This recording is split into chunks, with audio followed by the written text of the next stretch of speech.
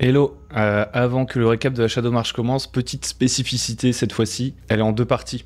Ou plutôt deux temps d'enregistrement, même trois, parce qu'à un moment donné j'ai oublié des infos, vous allez voir, la luminosité change, le son change peut-être un peu. En fait d'habitude, le retour il se fait à chaud juste après la partie, en général vers 1h du mat, je m'endors à moitié. Et la plupart du temps ça fonctionne, et c'est cool parce que je suis encore sous le coup de l'émotion de la partie, et j'ai vraiment les micro-détails, notamment pour relater ce qui est factuel, par exemple à tel moment, tel personnage il a fait ça, il a fait tel déplacement sur la carte et tout. J'ai encore tout ça bien en tête. Par contre, vous allez voir qu'en fait il y a eu un point assez intéressant qui mérite de s'attarder, un point de tirage de leçon, je dirais, que vous retrouverez en fin de vidéo et qu'en fait je tourne le lendemain un peu plus à froid parce que je pense qu'à chaud c'était pas super qualitatif. On y revient après. Commençons par les faits. Bonjour à tous et à toutes et bienvenue dans cette session 8 de la Shadow March. La dernière fois, on s'est laissé sur un gros moment de suspense. Le dragon commence à tout détruire dans le temple. Cette session a été un peu particulière et on va voir qu'il s'est passé pas mal de choses et il y a beaucoup de points qui, je pense, peuvent être intéressants en tant que MJ, qui posent des questions, chacun aura des réponses différentes. Je vais essayer de pas trop m'attarder sur ces questionnements pendant la description des faits, de ce qui s'est passé, et essayer d'y revenir à la fin. Parce qu'aujourd'hui, on va parler de choses assez particulières, le conflit entre plusieurs émotions, entre plusieurs visions du jeu, et aussi d'un sujet qui a le mérite de faire parler dans le jeu de rôle, celui de la mort des personnages. Et autre chose un peu particulière de cette session, c'est qu'elle était plus courte que d'habitude. Pourtant, je pense qu'il y aura quand même beaucoup de choses à en dire. Donc je sais pas si la vidéo sera plus courte, honnêtement. On est parti. Je vous rappelle un peu l'état des lieux. Nathias s'était jeté pour aller sauver Bauduin après sa chute, tandis que le dragon faisait sa grande manœuvre et allait revenir pour cracher du feu sur tout le temple et donc sur les PJ. La dernière fois, cette scène où Nathias se jette pour sauver Bauduin, pour garder le rythme, on avait joué un peu de manière particulière. On avait joué les 3 tours de Nathias qui essaie de sauver Bauduin de manière consécutive sans faire agir les autres PJ parce qu'on était vraiment sur la fin de la session. Et donc, techniquement, pendant que le dragon faisait son demi-tour et que Nathias sortait Bauduin des décombres, pendant que le dragon faisait son demi-tour pour venir cracher du feu, les autres pouvaient jouer 3 tours. Donc je leur dis, vous voyez Nathias qui se jette pour sauver Bauduin, qu'est-ce que vous faites? Le dragon est en train de revenir. Donc ils me disent, tous plus ou moins, on se jette dans l'ascenseur. Ce qui est le truc le plus safe, on se jette dans l'ascenseur et on se casse avant que le dragon revienne. Qui leur permet de jouer safe. Ce qui fait qu'il n'y a pas de jet de dés, ils sont saufs. Il y a juste, au passage, anecdotique, mais pas tellement, on était déjà un peu attaché au petit Frustre. Frustre qui se fait dévorer par le serpent. Voilà. Les PJ descendent dans l'ascenseur, en tout cas ceux qui sont encore dans le temple, c'est leur première action. C'est à partir de là que chaque détail compte. Puisque, en contrebas, l'énorme dragon fait demi-tour. Du coup, on revient en termes de temporalité pile à l'endroit où on s'est arrêté. Pendant que descend l'ascenseur, Nathias sauve Bauduin, et au-dessus d'eux, le dragon vient cramer le temple. Donc il crame, je suis pas au bon endroit, il crame l'étage, il crame tout ici. Et il brûle le serpent d'ailleurs. Hop. Et Frustre qui était à l'intérieur, pauvre Frustre. En dessous du dragon qui crache du feu, on a Nathias et Bauduin, je leur demande « Qu'est-ce que vous faites ?» La question classique. Il y a un petit flottement, les deux ont envie de retenir le dragon, savent pas où sont leurs alliés, ils ont peur qu'ils se fassent tuer, et donc ils décident d'attirer l'attention du dragon. Et là, ça devient très intéressant. Alors ce qui les a aussi un petit peu poussés à agir dans ce sens, c'est que le dragon ensuite, après avoir cramé l'étage, il descend, et en fait le dragon il est trop gros pour entrer dans le temple. Donc ce qu'il fait, c'est que d'abord, il crache une énorme colonne de feu à l'intérieur du temple, un truc qui crame comme ça, alors que les autres PJ, eux, sont en train... En fait, ils voulaient s'échapper tout simplement en ressortant par la porte du bas. Mais ils voient l'énorme colonne de feu. Vous voyez, eux, ils arrivent là, on va éclairer un petit peu. Ils arrivent là, ils voient que la route est bloquée. Cependant, le dragon, il peut pas venir les chercher. En fait, tant qu'ils restent à l'intérieur, les PJ, ils sont plus ou moins safe. En dehors du fait qu'il y a encore des kobolds à l'intérieur. Donc le dragon, ce qu'il se dit, c'est que je peux pas entrer pour les buter. Et donc je dis, le dragon, il commence à péter l'entrée. Il fait « Je vais vous enfermer. Jamais vous ne sortirez d'ici. Et mes kobolds, mes serviteurs auront votre peau. » C'est ça qui pousse d'autant plus nos deux amis à agir et ils vont commencer à attaquer le dragon. Donc je vais me concentrer sur ce combat un petit peu. Dans un premier temps, Nathias va essayer de donner un coup au dragon sans effet. Bauduin, lui, il va sauter sur le dragon et il va reprendre le javelot qui était encore planté dans sa nuque, le javelot de Brimain, et il va venir frapper avec son marteau pour enfoncer le javelot encore plus profondément. Donc c'est une super stratégie, genre je trouve ça trop cool. Donc je lui dis que s'il réussit, il fera non seulement les dégâts de son marteau, mais il refera les dégâts du javelot qui sont complètement pétés. Je vous rappelle, c'est 4d4 explosifs, donc c'est en vrai, le javelot en soi, c'est une arme de fin de jeu, entre guillemets. Elle est enviable même pour un personnage niveau 10. Donc il arrive, boum, il fait ça, Et là, ce qui se passe en fait, c'est que le dragon, donc je vous remonte ses stats, le dragon, honnêtement, si on regarde ses stats, il pourrait être tué, mais il one-shot quasiment les PJ. C'est-à-dire que classe d'armure 18, les PJ peuvent l'atteindre. PV 80, bon, il faut quand même lui faire beaucoup de dégâts, hein, et ça reste faisable. Par contre, dès qu'il vous tape, il tape à plus 11, donc peu de chances qu'il vous rate. Et son souffle de feu, faut faire un jet de sauvegarde de dextérité de 15. Et donc le combat va se passer, il va y avoir des souffles de feu, il va y avoir des coups de griffe et tout. Et le truc qui va se passer, c'est juste que les PJ vont avoir énormément de chance. À plusieurs reprises, il touche, alors que c'est quand même chaud. Hein. C'est possible, mais c'est chaud. Il a 18 de classe d'armure. Au total, je vais vous faire tout de suite le résultat final. Sur tout le combat, ils auront fait ultra mal au dragon, puisque le dragon, je rappelle, c'est un monstre niveau 17. Honnêtement, il peut tuer le groupe de PJ assez facilement, mais ils lui ont quand même fait 52 points de dégâts. Ils ont failli tuer le dragon dans tout ça. Donc, pour éviter de repasser sur les trucs techniques, j'avais envie de déblayer ça tout de suite. Et donc pour ça, ils vont faire des stratégies. Ils vont essayer, chacun leur tour, d'attirer le dragon. Bauduin, il va gêner le dragon avec le javelot, ce qui va faire que le dragon, je vais estimer que cette stratégie, comme Bauduin attire son attention, le dragon, par moment, va pas pouvoir faire toutes ses attaques. Il va en faire que la moitié, des trucs comme ça. Ce qui est encore nettement suffisant pour one-shot les PJ. Au final, ce qui va se passer, c'est qu'à un moment donné, Bauduin, il va reprendre son leitmotiv de la fois dernière. Il va dire « Dragon, c'est moi que tu veux. Laisse mes amis en vie, ils iront te chercher la flûte. C'est entre toi et moi cette affaire. » Et donc, je trouve ça cool. Je trouve que c'est épique, etc. Et je sais plus si j'ai fait un jet de charisme ou quoi pour déterminer comment le dragon réagissait. Quoi qu'il en soit, à la fin, j'ai décidé que le dragon acceptait. Natia s'en profite pour se casser. Il court pour rejoindre ses amis à l'intérieur du donjon pendant que Bauduin se retrouve seul face au dragon. Bauduin va encore faire des ultimes dégâts au dragon sans le tuer, malheureusement. Même si c'était très peu probable qu'il le tue et il le savait. Il va mourir face au dragon. Donc ce que j'ai fait, c'est que je tirais des cartes et je disais bah voilà, à chaque fois je tire des cartes. Si je tire, t'as la meilleure carte, tu frappes avant le dragon et à chaque round l'initiative est redistribuée et on voit ce qui se passe. Les dés ont fini par parler, malgré le fait qu'ils aient fait de nombreuses blessures au dragon et esquivé la plupart de ses coups par miracle. À un moment donné, bah voilà, Bauduin, les dégâts en termes mécaniques sont trop élevés pour lui. On va y revenir juste après parce que pendant ce temps-là, il s'est passé des choses du côté des autres personnages. Pendant ce temps-là, ce qui se passe, c'est que les PJ qui arrivent ici, ils voient le premier souffle de feu du dragon qui entre et donc ils se disent on peut pas passer là en fait. Il faut qu'on remonte. Donc ça c'était un peu Benny Hill. Ils recourent dans l'autre sens. Ils reprennent l'ascenseur. Ils décident de remonter. Il faut savoir qu'avec l'ascenseur, ils auraient pu aussi décider de descendre dans une zone qu'ils connaissent pas. Du coup, je vais pas m'attarder dessus, mais le donjon était encore bien grand. Ils n'auront pas tout exploré, mais il y a beaucoup de facteurs qui ont joué là-dessus. On y reviendra peut-être à la fin. Donc ils remontent et ils se disent ok, Brimain se fait filer une arbalète par Lorga et lui dit tire sur le dragon depuis les hauteurs. En fait, il faut bien comprendre que là, comme ils arrivent à faire des dégâts au dragon, il y a encore de l'espoir entre guillemets, hein. De l'espoir dû à leur chance au dé. Et donc ils commencent à faire un truc. Il y a Brimain qui prend son arbalète pour shoot le dragon. Il y a Brazir, il fait ok. Il y a encore les tokens en double. Brazir, il commence à installer son fameux piège de dragon, qui est une sorte de piège à ours géant taille dragon, ici. Parce que ici, c'est comme un peu comme les cellules célestes dans Game of Thrones, il y a un trou. Et donc, potentiellement, le dragon, il pourrait être attiré, sa tête passerait, son bras passerait, et on pourrait refermer le piège de Brazir, il y a un truc à faire. Pendant ce temps-là, les deux autres, ils se disent, il faut pas qu'on soit venu pour rien. On fait confiance à Bauduin, il est en train de retenir le dragon, on l'entend combattre avec Natias aussi. Donc on grimpe, on va voir ce qu'il y a en haut. Donc les deux grimpent, ils arrivent dans cette pièce, je leur dis, il y a plein de trucs à voir, il y a un télescope, il y a un machin, qu'est-ce que vous voulez faire? Donc ils découvrent un livre, je passe rapidement dessus parce que de toute façon les PJ connaissent pas encore la nature de ça, vous pouvez juste vous souvenir qu'ils ont loot ça, mais ça on n'en parle pas dans cette séance. Ils lootent les trucs qui leur semblent les plus importants, très rapidement en se disant ce sera peut-être des secrets pour plus tard. Donc il y a un livre en peau de serpent qu'ils récupèrent. Il voit aussi un miroir du type de miroir qu'utilise Merrick pour communiquer avec Kylor, tout ça. Donc il le récupère. Dans la panique, ils continuent d'entendre le combat en bas. Et d'ailleurs, ils regardent par la fenêtre, ils font « Bauduin, qu'est-ce qu'il est en train de faire ?» Il faut qu'on arrive à l'aider. Ils voient également un immense tableau qui représente un humain, plutôt une créature mi-serpent, mi-humain qui est en train de se transformer dans un bain de sang. Un truc à la fois glauque, mais qui est en même temps captivant de réalisme.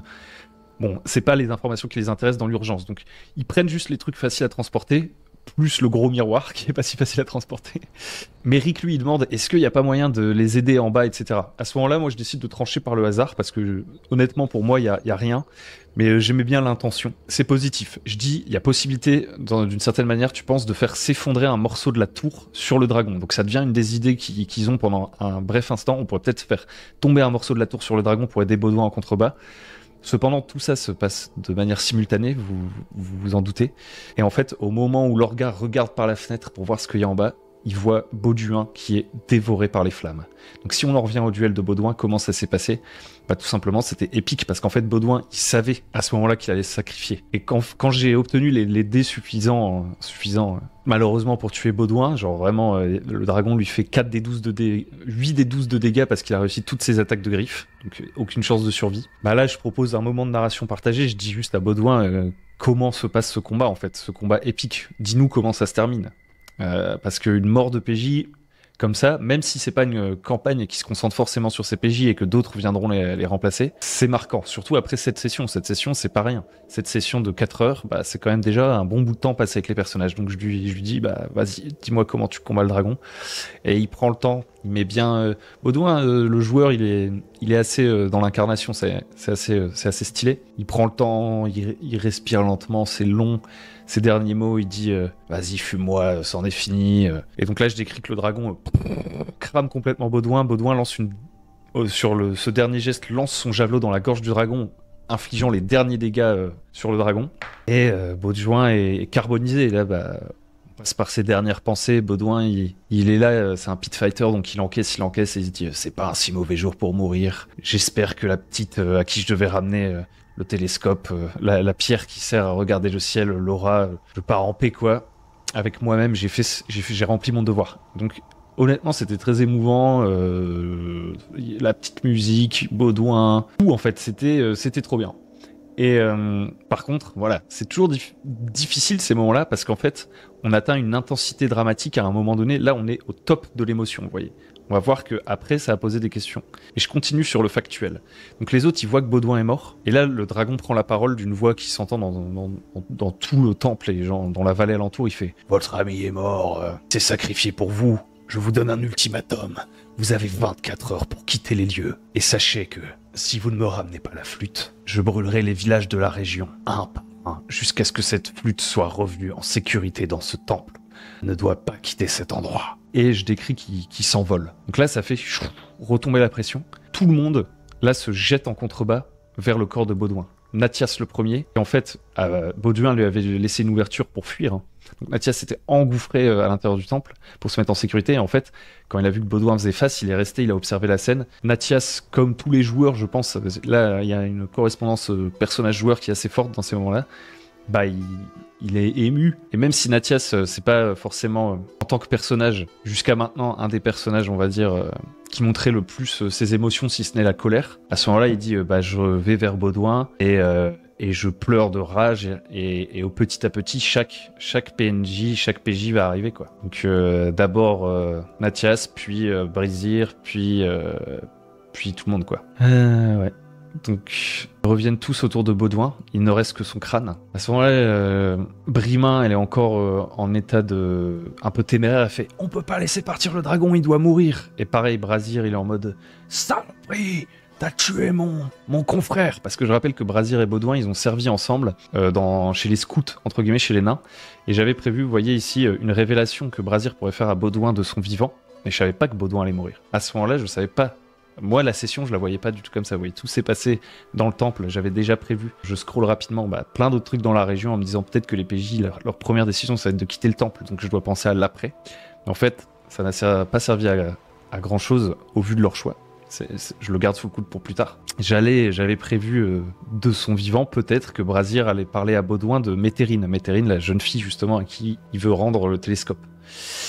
Et donc Brazir, il fait « J'avais un truc à te dire, tu pouvais pas mourir maintenant !» Et donc, je suis encore un peu ému, je dois vous admettre. Et les autres, tout de suite, ce qui est clair, c'est que Lorga, lui, dans sa philosophie du grand tout, etc., c'est toujours un peu rigolo, mais en même temps, ça fait sens là dans le truc. Il dit, moi, je vais garder le crâne de Bauduin, en fait, parce que pour lui, ce qui est matériel, ça fait partie du grand tout, quoi. Il doit garder le crâne de Bauduin sur lui. Brazir lui arrache, il fait, qu'est-ce que tu fais, sale hobgoblin? Parce qu'il y a un passif entre les hobgoblins et les nains. Donne-moi ça, on va l'enterrer selon nos traditions. Touche pas à Bauduin. Et d'ailleurs, je vais un peu vite. Et une phrase, j'en profite, une phrase de Bauduin qui était ultra stylée. c'est qu'à un moment donné, il a dit c'est la fin de Baudouin, fils de Baudouin, fondateur des Briscap. Il a refait son gimmick, ou plutôt son leitmotiv, le truc qu'il disait à chaque fois. Et il a dit Baudouin, fils de Baudouin, ne sera jamais père de Baudouin, quoi. Et ça, c'était assez excellent parce que je suis passé un peu rapidement sur le truc. Je disais que la session était plus courte, puisqu'en fait, justement, le joueur de Baudouin arrivait plus tard ce soir-là, mais on avait décidé quand même de se retrouver à l'heure habituelle avec les autres pour discuter et faire un petit jeu roleplay. Donc on a joué vite fait à ça, truc que j'ai obtenu il y a pas longtemps, et que je me suis dit, on fait un flashback, vous êtes autour du feu de camp avant l'histoire du temple. Et ça, Baudouin va le découvrir d'ailleurs, je pense. Il n'était pas là quand on l'a fait. On a fait ce jeu, et en fait, c'est un jeu un peu, vous tirez des cartes, et c'est des questions sur les personnages. Donc on l'a fait en flashback autour du feu de camp, ils se posent des questions entre eux, en attendant que Baudouin arrive pour la partie. Et à un moment donné, il y avait une question, je crois que c'était une question qui était posée à Méric. C'était qu'est-ce que tu penses que tes camarades feront dans 1 an, 5 ans, 10 ans? Et il a dit, je pense que Baudouin sera fils de Baudouin et père de Baudouin. En fait, à ce moment-là, je sais pas s'ils en ont parlé après, pendant la pause, à un moment je m'étais éloigné. Mais en fait, il y avait une connexion de ouf à ce moment-là. Et c'était... Ça a créé aussi un peu un truc, parce que le fait de faire ce flashback où on parle de trucs un peu anodins, des aspirations de chacun et tout, avant de reprendre là où on s'est arrêté la fois dernière, sur une scène où potentiellement des PJ vont mourir s'ils décident d'affronter le dragon, ça a augmenté encore un petit peu plus, même s'il y a 7 sessions derrière qui ont bien plus d'impact que ce petit jeu. Mais ça a augmenté encore plus le côté, je trouve, les enjeux, quoi. Bref, Baudouin ne sera jamais père de Baudouin. Les autres disent, bah voilà, nous, il faut qu'on ramène le télescope à la jeune fille, à Métérine.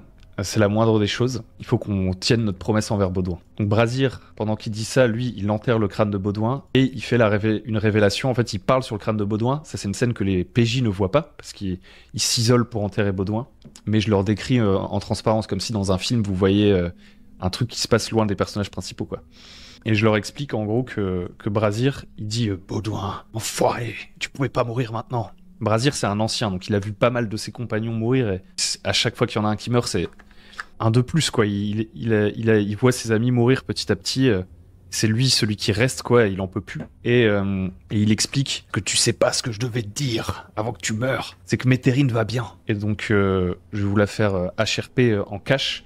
Métérine, c'est une jeune fille dont Baudouin se sentait responsable, qui faisait partie de son unité de scout, et qui, lors d'un accident dans un tunnel, s'était plus ou moins détruit la jambe. Et Baudouin était resté à son chevet, et il était parti en mission pour lui trouver un truc pour lui rendre le sourire. Et à cette jeune fille qui voyait plus trop de raison de vivre alors qu'elle pouvait plus bouger et qu'elle aspirait à être une aventurière, en fait, en quelque sorte. Ce que Brazir apprend au groupe et à Baudouin, mais dans l'au-delà, c'est que Métérine va mieux, qu'elle s'est faite faire une sorte d'attelle, enfin, une attelle, c'est pas le bon truc, une sorte de prothèse qui lui permet à nouveau de marcher. Il devait dire ça à Baudouin, quoi, pour lui donner des nouvelles. Ils ont pas eu le temps de se le dire. Et un autre truc qu'il devait lui révéler, c'est que par contre, Métérine, elle a quand même pas tout à fait retrouvé le goût de la vie. Sur la carte, en fait, il leur dit qu'elle est entrée dans le ventre de la bête. Et le ventre de la bête, à partir du moment où elle a voulu remarcher, elle a tout de suite voulu reprendre du service, vous voyez. Et elle a rejoint une expédition dans le ventre de la bête. Et le ventre de la bête, c'est un tunnel qui part des montagnes des nains et qui s'enfonce sous la plaie de Ged, qui est l'énorme désert qui divise la région. Et sous la plaie de Ged, il y a tout un monde souterrain. Et elle a décidé de partir là. Et chez les nains, en fait, ce que ça signifie en général, c'est que la personne, voilà, elle est prête à mourir, entre guillemets. On revient pas, en fait, du ventre de la bête. On surveille l'embouchure du ventre de la bête, on fait attention à ce qu'il y ait personne qui sorte de ces tunnels pour menacer les montagnes naines, mais quand on part dans le ventre de la bête, en général, c'est pour ne pas en revenir. Et donc, il devait dire ça à Baudouin, quoi. Et les autres PJ, eux, le savent. Et donc, d'un point de vue joueur, déjà, il y a une petite excitation parce qu'on se dit, ouah, ça pourrait être une nouvelle aventure de fou de partir dans cette direction. Et d'un point de vue personnage, d'un point de vue PJ, il y a ce truc de, il faut qu'on fasse ce que Baudouin aurait voulu et on devrait aller là-bas.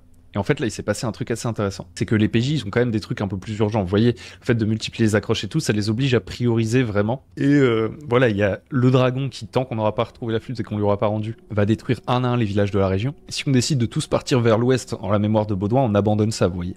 Et là, il y a un choix très intéressant qui a été fait par le joueur de Nathias. Nathias, il dit, je vais prendre le télescope, je pars vers l'ouest, seul, et je vais aller à la rencontre de Métérine. Il dit, Nathias, il peut pas supporter de rester avec ses amis, ses amis, en fait. Il faut bien se dire que Nathias, comme il est amnésique, les seules choses qu'il connaît, c'est eux. Donc c'est ultra violent, en fait, pour lui, la mort de ces gens-là, parce que c'est tout ce qu'il a encore comme accroche. Et en fait, il se dit, ouah, là, c'est trop. En plus, Nathias, les PJ l'ont un peu compris, son passé est lié à toutes les catastrophes en cours, et donc peut-être qu'il a aussi un sentiment de culpabilité, et il a fui au moment où Baudouin, entre guillemets, Baudouin lui a dit « Pars Nathias, je retiens le dragon », et donc il se sent coupable parce qu'il se dit « Peut-être j'aurais pu changer les choses ». Donc Nathias, il dit « Je prends le télescope et je pars ». Et Nathias sort du groupe, je vais prendre un autre personnage. Donc dans la même session là, on a un personnage qui meurt et un personnage qui part. De la plus belle des manières, c'est ça qui est vraiment cool. Et donc il y a les adieux, tout le monde donne un petit objet à Nathias, il y a d'ailleurs Brimain qui lui donne une chevalière, elle dit si vous allez en territoire nain grâce à cette chevalière, les nains sauront que vous êtes un ami des nains. On lui donne le télescope, Brasir lui donne un peu de nourriture et une tape sur l'épaule. Et Méric lui dit Nathias, tu sais, je pense qu'on se reverra et on se retrouvera au Cochon qui dort, une auberge qui est sortie un peu en émergence, puisque quand on faisait toujours ce jeu RPG Campfire, Méric disait que le Cochon qui dort, c'est sa taverne préférée à Pagor. Et il dit on se retrouvera là-bas un jour, j'en suis sûr et tout.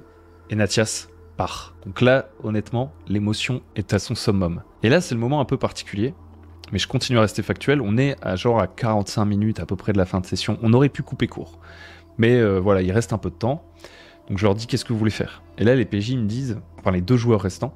Alors déjà première chose, j'allais oublier, je demande tout de suite aux autres joueurs, est-ce que vous voulez introduire tout de suite votre nouveau personnage. Et Baudouin il fait un choix qui est pas anodin, il dit non, moi je vais écouter, ça me dérange pas, j'ai envie d'écouter pour ce soir, et notre personnage je verrai plus tard. Nathias lui il dit ouais j'ai un perso, mais on va voir quand il s'intègre. J'ai pas envie qu'il arrive comme ça, comme un cheveu sur la soupe, pile au moment où je m'en vais. Et donc, il reste plus que les 2 autres qui jouent pendant la dernière demi-heure avec le consentement des autres joueurs. Donc, ok, moi je leur ai laissé les 2 options. Ils décident de retourner en haut en se disant, bah voilà, il y a des trésors, encore des trucs à trouver. Et ils ont raison, il y a des trucs à trouver. Et donc ils remontent, je leur dis qu'ils redécouvrent l'étage, complètement brûlé. Donc là, il y a une question qui se pose, c'est, Lorga, il dit, moi j'aimerais bien monter et aller dans cette direction. Donc toujours dans le même étage, explorer et monter vers le haut, passer au-dessus de la crevasse du dragon pour voir ce qu'il y a. Et tandis que Eric lui dit, moi je remonterai bien tout en haut de la tour pour être sûr qu'on n'a rien raté. Finalement, ils décident, bon bah on va avancer. Et quand ils arrivent, on va rester sur le même étage, c'est ça que je voulais dire. On montera dans la tour après. Au moment où ils arrivent ici, il y a des bruits, il reste des kobolds. Et donc on repasse un peu en mode exploration, ils sont prudents, ils se disent, est-ce qu'on monte dans la direction des kobolds? Et là je leur dis, vous entendez un autre bruit, et c'est le bruit du nouveau personnage du joueur de Nathias, qui sera Grim, un gobelin ranger. Grim, c'est un gobelin ranger qui est au service. Alors lui, je pense que vous aurez oublié son nom. Il est sous les ordres de... Je retrouve son nom à celui-là. Comme il n'est pas encore dans l'histoire, vraiment, j'oublie tout le temps son nom. De Kribal. Kribal, c'était le 2e agent, je ne sais pas si vous vous souvenez, du baron. Le baron, il avait un peu 2 lieutenants. Kalkas, que vous connaissez bien si vous suivez la Shadowmarch, et Tribal, qui était parti vers le sud pour trouver la flûte. Donc Grim, c'est un des gars de Tribal, il a été séparé de Kribal, pardon. Il a été séparé du groupe de Kribal. Kribal a décidé d'aller vers le lac de l'Oracle pour mener l'enquête pour trouver la flûte, et il a envoyé un autre détachement vers le temple pour trouver la flûte. Grim, quand il est arrivé, toute son équipe s'est fait capturé par des kobolds et se sont fait tuer. Et lui, comme c'est un petit gobelin malin, il a réussi à se faire passer pour un kobold. Et les kobolds, comme ils sont un peu concons, ils l'ont pas tout à fait cru, mais ils ont des doutes, donc ils l'ont juste mis en cage dans un des cercles de sel. Parce que les cercles de sel les protégeaient du serpent, qui est désormais mort. Hein, je rappelle, le serpent a été cramé par le dragon, du coup. Donc il est en cage dans le cercle de sel, et en fait, il entend, du coup, Méric et Lorga qui arrivent, et il fait « Par ici !» Tu vois, vous voyez, il entend des gens qui parlent une langue qu'il comprend. « Par ici, s'il vous plaît !» Et du coup, ils vont libérer Grim, et voilà, Grim fait maintenant partie du groupe. Il fait une voix de Gollum, et il fait un peu maître, il fait un peu un personnage servile. Donc ça va être rigolo en termes de dynamique de groupe, ça peut toujours être marrant, un petit personnage servile. Donc il libère Grim, et moi à ce moment-là, je leur dis toujours qu'ils entendent les bruits des kobolds, quoi, que c'est chaud. Donc là, les PJ se disent, en tout cas, Méric décide de faire demi-tour avec Grim, et de remonter dans la tour. Ils se disent, non, on veut pas prendre plus de risques. Lorga, lui, il veut pousser la chance. Il dit, je vais quand même jeter un œil s'il n'y a pas un petit truc à récupérer. Il entre dans cette pièce ici. Et moi, en fait, pendant tout ce temps-là, il faut bien comprendre que je continue à jouer mon bac à sable. Et donc, jette des dés pour savoir si les kobolds les entendent à un moment donné. Et malheureusement pour Lorga, bonne nouvelle, il trouve une petite émeraude sous le plancher. Mauvaise nouvelle, il entend les pas des kobolds qui arrivent. Il essaye de se cacher, il se fait repérer par les kobolds, alors que Méric et Grim sont déjà à l'autre escalier et font « Mais où est Lorga? Il n'était pas censé nous suivre ?» Et du coup, ça recrée un petit combat. Je vous passe les détails. Il est gagné, mais voilà, les PJ ont plus beaucoup de points de vie, donc il la joue safe. Ils arrivent à éliminer un kobold. On a un deuxième qu'ils éliminent pas, et aussi un troisième qui finit par arriver, un sorcier kobold, attiré par le combat. Les PJ décident de prendre leurs jambes à leur cou, fuient par l'ascenseur. je règle ça en un jet de dés. Et finalement, ils vont quitter le temple en se disant, bah voilà, s'il reste des kobolds, ça vaut pas le coup. Ils vont rejoindre, j'avais oublié de le dire, mais Brimain et Brazir, qui ont tout de suite, eux, quitté la vallée du dragon pour respecter son ultimatum. Ils voulaient pas prendre de risques, donc ils sont partis en avance, laissant les autres faire leurs dernières recherches dans le donjon. Et ils ont monté un camp plus loin, et donc là, on ellipse un petit peu, et tout le monde se retrouve au campement monté par Brazir et Brimain, et on fait une sorte de soirée de deuil. Ils boivent des spiritueux un peu corsés, ils racontent encore une fois l'histoire de Baudouin, et la séance se termine sur un cliffhanger un petit peu, où pendant qu'ils sont en train de dormir, pendant la nuit, le gros miroir qu'ils ont récupéré dans la tour, bah, il est frappé par la lumière, et comme tous les miroirs en verre dragon, il donne sur un autre endroit, il sert de moyen de communication entre guillemets. Et alors qu'ils sont en train de dormir, le miroir révèle l'énorme trésor du dragon. Donc on peut comprendre que ce miroir, c'était un moyen pour ceux qui sont dans le temple de communiquer avec le dragon, là où se trouve son antre, qui a priori du coup n'est pas dans le donjon. Et c'est comme ça que se termine la séance. Rapidement, avant qu'on parle des petites frictions et des petites leçons de MJ et du compromis qu'on a réussi à trouver, j'ai encore pas mal de choses à vous dire, ça va peut-être être un peu laborieux d'ailleurs, accrochez-vous. Un dernier truc, c'est qu'on a géré en post-session en fait les infos que Merrick récupérait de Kylor, donc sa supérieure hiérarchique. Je vous lis ça rapidement. On l'a géré HRP, donc c'est sur le Discord. Qu'est-ce que Kylor sait? Elle sait que le temple, en fait, elle donne des infos à Merrick pour qu'il puisse avancer, c'est ses supérieurs hiérarchiques. Donc elle le contacte à travers son miroir. Elle est beaucoup plus dans l'injonction que d'habitude. Elle est directive et semble pressée. Elle dit que le temple, dans lequel les PJ ont passé toute la séance, serait le repère d'une ancienne cabale, plusieurs fois pillée par des bandits avant l'arrivée des kobolds dans la région, qui se sont mis à repousser les intrus. Donc à force de pillage, il y a des kobolds qui sont arrivés pour que ces pièges cessent. Un vieux sarcophage de Pitis. On a traduit le nom du sarcophage, la personne à l'intérieur. Un vieux sarcophage de Pitis, apparemment une prêtresse de l'ancien empire de Caron. L'ancien empire de Caron, dont les PJ savent pas encore grand-chose. Aurait été arraché au temple que vous explorez en ce moment même par des pilleurs de tombes. Le sarcophage, longtemps exposé à la promenade de la nécropole à Pagor, donc à Pagor il y a une grande nécropole, il était exposé en tant que pièce un peu patrimoniale, quoi, aurait été outragé il y a un an, son contenu a disparu. Le général Satribal, donc c'est le général, c'est un des membres de la main de Pagor, donc l'exécutif à Pagor, entre guillemets, il fait partie de l'administration. Le général Satribal prend des dispositions à l'heure où nous nous parlons pour défendre la cité en cas d'attaque du dragon, leur dit Kylor. Ensuite, pour ce qui est de B, ils avaient demandé des informations sur B, la fameuse signature qu'il y avait dans les papiers du baron il y a 3 épisodes. B est une signature qui a été retrouvée à plusieurs reprises lors d'enquêtes sur de la contrebande au sein de la ville, mais c'est une aiguille dans une botte de foin, les criminels ne manquent pas en ville. Quant à la flûte, parce que les PJ lui ont dit, tout tourne autour d'une flûte apparemment, le dragon veut une flûte, le baron voulait une flûte, etc. Donc Kylor, elle allait demander aux archives de quoi il en retourne. Par contre, la flûte, récupérez-la. C'est un des instruments légendaires du joueur de flûte, un être mythique. Si les légendes disent vrai, celle-ci permettrait d'enfermer quelqu'un dans son propre rêve, un moyen de se débarrasser définitivement de quelqu'un, l'enfermer dans un monde miroir, un monde si parfait pour l'individu ciblé qu'il n'aspirait plus jamais à en sortir. C'est un objet dangereux, mais que nous pourrions récupérer. La main a décidé que la flûte doit revenir à Pagor. Donc là c'est twist, Merrick et le groupe, est-ce qu'ils vont ramener la flûte au dragon? Ils vont la ramener à Pagor. Parce que le dernier truc que dit Kylor, c'est quant au dragon, laissons les troupes de Mérismar s'en charger. Ils veulent la région, qu'ils se chargent de ses problèmes. Parce qu'il y a toujours cette histoire de la région elle est disputée par les forces de Mérismar et de Pagor.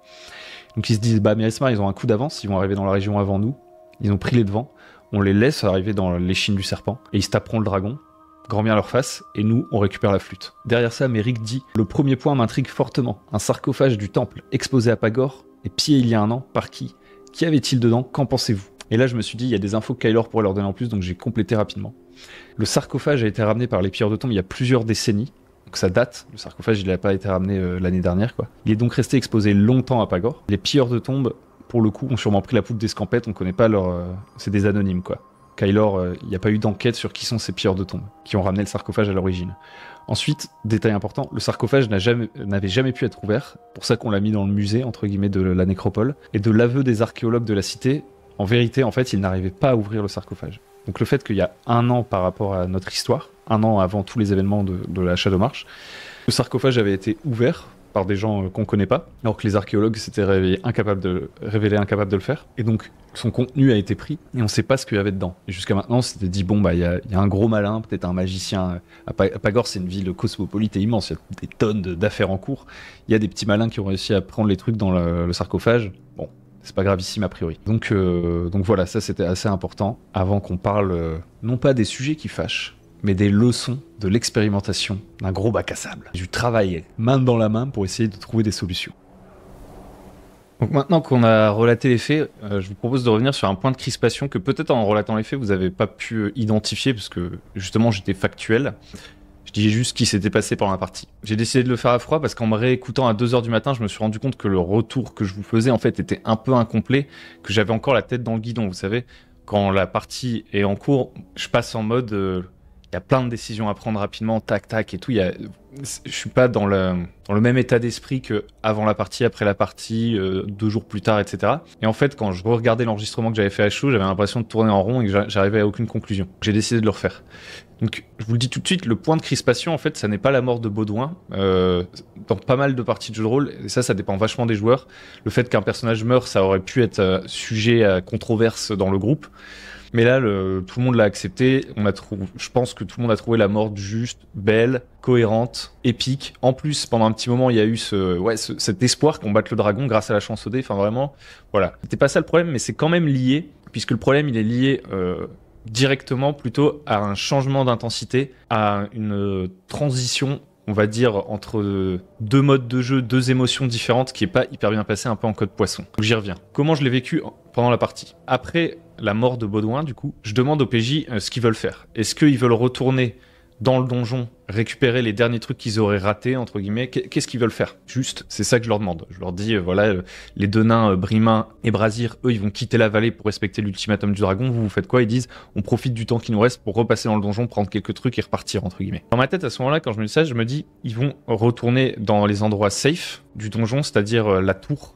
Donc il y a le rez-de-chaussée, il y a la terrasse où le dragon s'était posé, où il a tout détruit, puis il y a la tour là avec le petit escalier qu'ils ont grimpé, ils ont récupéré le miroir et tout. Donc, je me dis ils vont retourner dans la tour pour vérifier qu'il reste pas des trucs. Honnêtement il restait pas grand chose, mais je me suis dit ça peut valoir le coup de le jouer. Et en fait j'avais pas vraiment de grand chose de près, mais sur le moment je me suis dit c'est vrai que ça ferait sens qu'il y ait un petit peu plus de trésors à cet endroit-là, il était assez difficile d'accès et tout, donc j'étais un peu en mode on va peut-être faire quelques jets sur des tables aléatoires de loot, voir s'ils récupèrent pas quelques récompenses aléatoirement, en fouillant vraiment de fond en comble les étagères et tout. Donc j'étais en mode ouais ça peut se faire vite fait, on y va. Quand ils arrivent au niveau de la terrasse, donc pas encore dans la tour, là il y a l'orga qui propose de bifurquer vers le nord de la terrasse en disant ouais j'irais bien quand même jeter un œil, il y a forcément des trucs à retrouver, Méric, la tour on l'a déjà fait, faut qu'on aille de l'avant et tout. Et en fait c'est là que le dilemme se déclenche moi de mon côté si je me remets en situation. Je l'avais pas vu venir. Parce qu'en fait, moi, je sais qu'il y a encore des kobolds et des dangers. Vous l'avez peut-être vu depuis 2 sessions déjà, dans le brouillard de guerre, il y a des trucs qui sont prévus, des pièges, des trésors à trouver, des machins. Et je sais qu'il y a des trucs à découvrir. Et donc, à ce moment-là, ce que je me dis, c'est, on est en fin de séance. J'avais pas l'heure exactement en tête, ça c'est important à retenir. Des fois, quand je suis un peu comme ça, la tête dans le guidon, moi, je regarde pas trop l'heure. Et je pense que ça va avoir un lien, vous allez voir. Mais j'avais quand même ce sentiment de, si ils partent vers les kobolds, là, on repart en mode exploration. Et ça va peut-être sembler un peu trivial, un peu... il va y avoir une sorte de décalage avec tout ce qui s'est passé pendant les 1h30 de jeu avant. Mais en même temps, mon cœur balance parce que la partie a commencé un peu plus tard ce jour-là, donc je me dis autant profiter de la dernière demi-heure de jeu. Voilà, donc je me dis on pourrait continuer à jouer. Mais il y a ce truc des kobolds où je sais pas, je ressens un côté, je pense, le fait, s'ils déclenchent un petit combat avec les kobolds à la fin, ça va faire un peu bizarre. Vous voyez, ça va, on est un peu fatigué émotionnellement en fait. On n'est pas prêt à revivre la tension d'un combat, le combat il va pas être vécu je pense avec beaucoup de tension honnêtement à ce stade. Par contre je me dis si j'enlève les kobolds je trahis mon monde et à ce moment là ce que ça fait c'est que ça sonne faux d'un autre côté.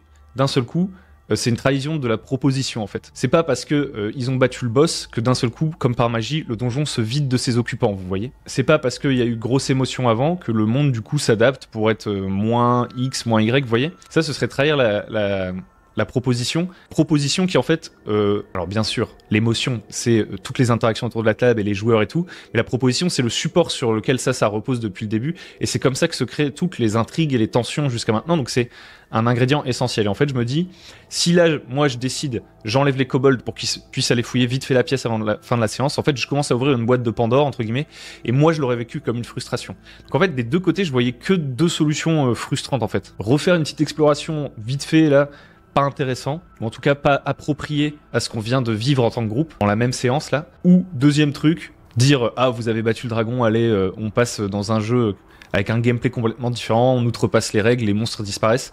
Les deux ne me vont pas. Sur le moment, je me dis, il vaut mieux que je reste fidèle à la proposition. On joue 20 minutes d'explo vite fait, on expédie le combat, et ensuite, fin de la session. Et en fait, à la fin de la session, je sens quand même qu'il y a un truc pas satisfaisant. Les joueurs, ils étaient moins à fond dedans sur la fin. Et donc, il y a un débrief, comme après chaque session. Et en fait, ce débrief, c'est là qu'il y a des leçons à prendre. En fait, c'est pour ça que je prends le temps de m'arrêter sur ce point, c'est que j'ai repéré une faille dans le système. C'est que vraiment, je pense que j'ai appris un truc qui va pouvoir me resservir si j'arrive à en tirer une leçon et à m'adapter, évidemment. Donc, tour de table, débrief. Je vais commencer par Nathias, qui est désormais Grim. Lui, Nathias, il est un peu moins expansif, c'est le joueur qui parle le moins. Et aussi sur les feedbacks. Et donc, je sais pas trop honnêtement, il pourra me redire à l'écrit, etc. Mais il a l'air de dire que c'est ok et qu'il est content de voir son nouveau perso apparaître, Grim le gobelin, et qu'en fait la petite fin en queue de poisson l'a pas dérangé plus que ça. Ensuite, il y a Lorga, qui lui dit que à ce moment-là, quand les kobolds sont revenus, bah honnêtement, il était chaud pour reprendre l'exploration. Lui, c'est pour ça qu'il est venu à la table. Je pense que il était peut-être un peu tard. Je pense qu'il a quand même dit que pour lui c'était un peu tard et peut-être on aurait dû le reporter la fois suivante, quelque chose comme ça. Mais finalement, il a été en partie, parce que les responsabilités de toutes les choses qui se passent à la table sont partagées. Il était en partie en fait responsable. Le mot est gros, hein, c'est pas une il s'agit pas de chercher le méchant, hein. Mais il était en partie responsable dans le sens où, dans l'idée, en fait, ils allaient juste remonter dans la tour et c'est lui qui est parti pousser dans l'exploration parce qu'en fait, lui, il était chaud pour l'exploration en soi. Lui, ça le dérangeait pas particulièrement. J'essaie de retranscrire le débrief, peut-être que je déforme des trucs. Les joueurs me diront, ça nous regarde. Mais Rick, lui, si je me souviens bien, il dit qu'il pensait qu'en fait, en remontant dans le donjon, il n'y aurait pas de kobold. Ou en tout cas, son idée, c'était qu'on ellipse plus ou moins un peu HRP les zones safe, quoi. On va dans un peu ce à quoi je m'attendais aussi en réalité. On retourne dans la tour, on prend 2-3 trucs HRP, entre guillemets, on clôture, et on finit sur un petit fondu au noir en quittant la vallée, en rejoignant la princesse et Brazier. Et que du coup, il s'attendait pas à ce que ça reparte en explo et qu'il était un peu gêné. Et que s'il avait su, il aurait peut-être décidé les choses autrement. Et enfin, il y a Baudouin, sur lequel il y avait le plus de points de crispation, et je pense que c'est lié à pas mal de choses. Baudouin, en fait, à ce moment-là, pour rappel, il avait décidé de passer en mode spectateur pour la fin de la séance. Il n'avait pas voulu revenir avec son personnage tout de suite et tout. Il a dit que pour lui, c'était ok d'écouter la fin de la séance. Moi, ça me gêne un petit peu, entre guillemets, parce que je pense que la partie elle est surtout faite pour être jouée et pas observée, parce que ça change tout. Ça crée vraiment, selon moi, c'est un peu ce dont je parlais avec les actual play, etc. Je pense que ça crée vraiment un décalage quand même. Le fait d'être actif dans l'activité et le fait d'être observateur. Son feedback à lui, c'est que pour lui, en fait, il n'y avait pas eu une évolution naturelle de l'émotion, en fait, de la courbe intensité en termes de divertissement. Je crois qu'il a utilisé ce mot. Donc, on cherchait tous nos mots à ce moment-là. Vous savez, c'est ces fins de séance, vous êtes tous là, vous essayez de mettre le doigt sur le truc, en heurter les autres et tout. C'est assez particulier.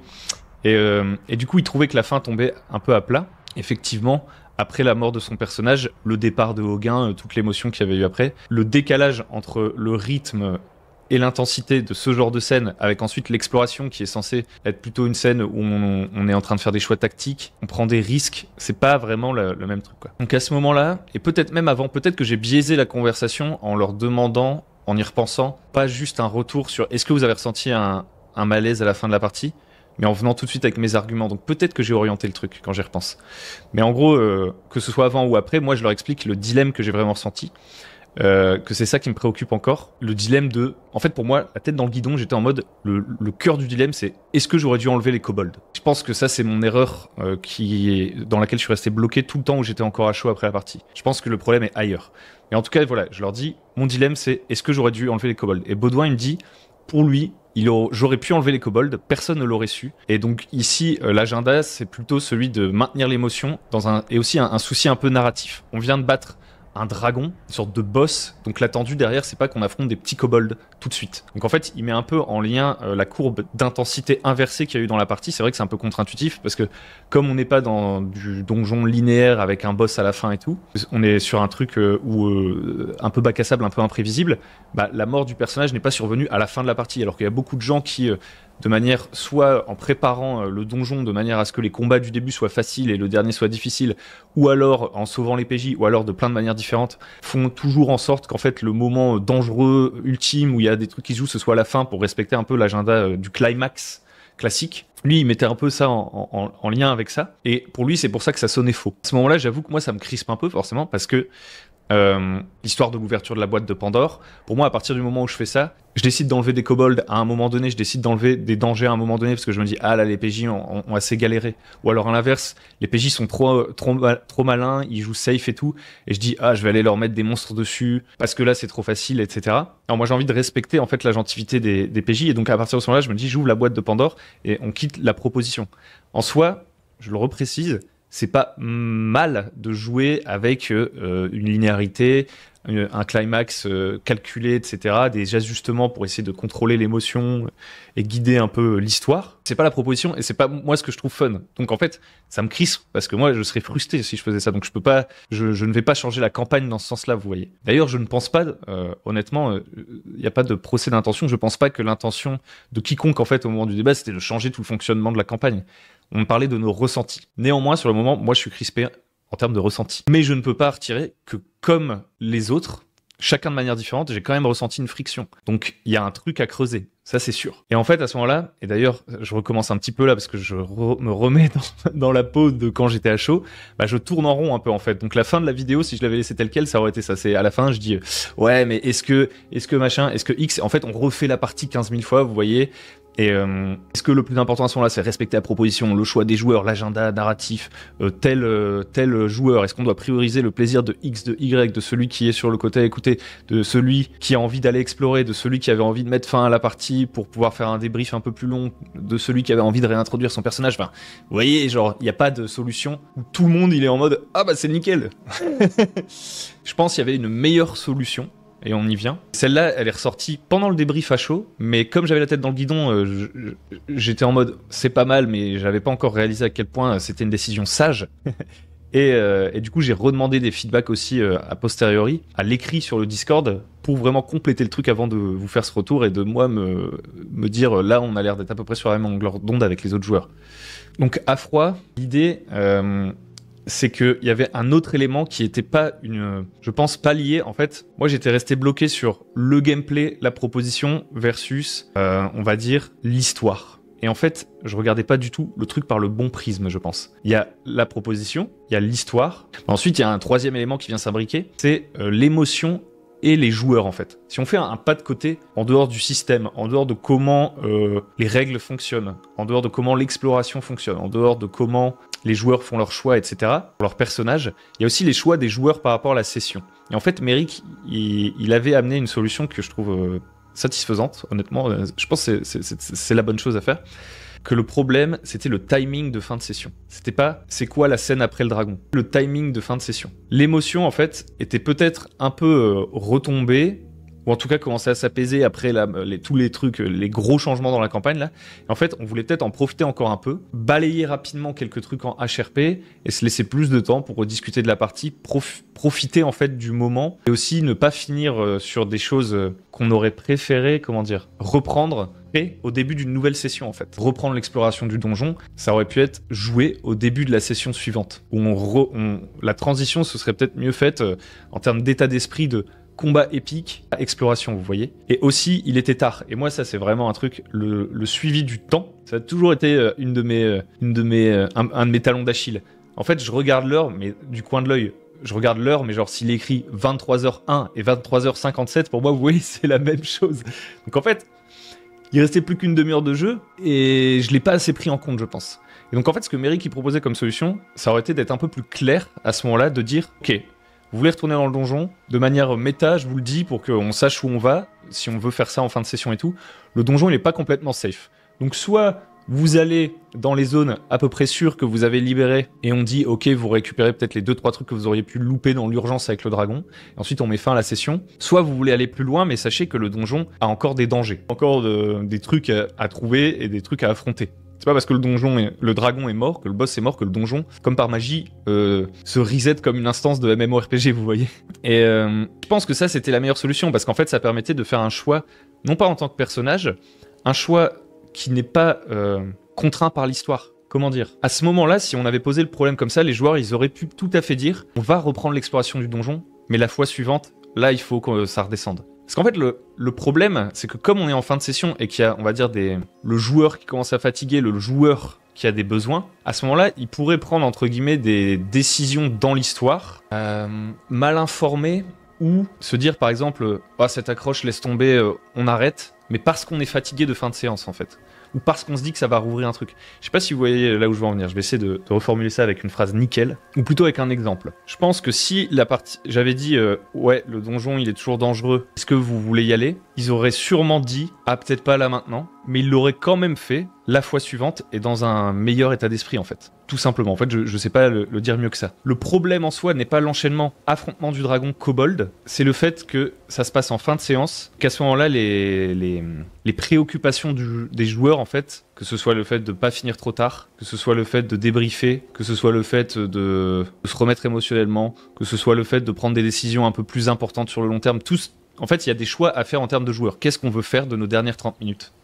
Et c'est là où il aurait fallu être plus clair. Je pense que c'était juste ça le problème. Et d'ailleurs, sur le Discord, il y a un truc qui était assez intéressant. C'est Merrick qui disait que chacun des joueurs est MJ aussi, hein, donc ils ont tous aussi leur point de vue et tout. C'est ça qui rend le truc assez riche. Peut-être, je sais pas si il s'est mis à MJ finalement Mathias entre temps. Mathias c'est un peu le plus nouveau. Mais j'ai bien aimé l'approche de Merrick en disant je pense que c'est pas forcément de la responsabilité du MJ de choisir quand la partie s'arrête. Et ça je suis assez d'accord avec lui. En réalité moi si par exemple je fais une partie en physique, je vois que les gens sont fatigués et tout. En général si je vois que je perds l'attention, je vais commencer à leur dire est-ce que vous voulez qu'on fasse une pause, est-ce que vous voulez qu'on reprenne la prochaine fois, et je vois et tout.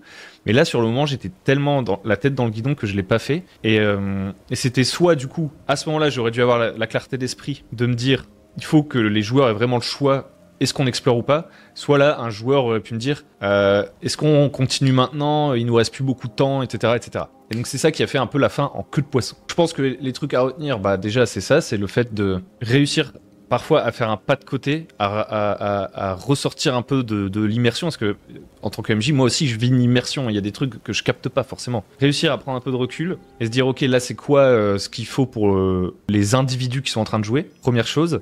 Ensuite la question ici je pense n'était pas tellement de savoir ah il y a le dragon, après il y a des kobolds, ça va pas, ça colle pas à l'histoire, ça peut pas être ça. C'est ah là il y a eu une forte émotion. Et le fait de repartir sur des enjeux plus triviaux n'a rien à voir en fait avec l'histoire, c'est plutôt les émotions ressenties sur le moment que chaque joueur exprime. Il va falloir un petit pont qui peut être un pont narratif, mais qui peut surtout être un pont, on va dire, IRL en fait. Le fait de prendre une pause assez marquée ou de mettre fin à la session et de se dire qu'on prendra ça la fois prochaine, ça permet de se mettre dans un autre état d'esprit qui n'est pas en fait une contingence, je sais pas si le mot est bon, mais vraiment une contingence de l'histoire. Je pense pas que contingence ce soit le bon mot. C'est plus un truc lié aux joueurs, aux humains autour de la table à ce moment-là. Et la dernière leçon aussi, je pense, c'est d'être capable aussi, c'est plus lié au feedback, de décanter un peu. Si je vous avais fait ce retour-là, hier soir, je pense que ça aurait été moins riche. J'aurais été beaucoup plus confus et hier soir je savais pas encore quoi en retenir. Voilà, j'espère que c'était cool à suivre, que ce soit l'épisode et tout ce passage sur le débrief et tout. Si ça vous a plu, n'hésitez pas à liker, à vous abonner, et puis on se retrouve dans le prochain épisode de la Shadow March. Back on the streets, took my dice, took my chances.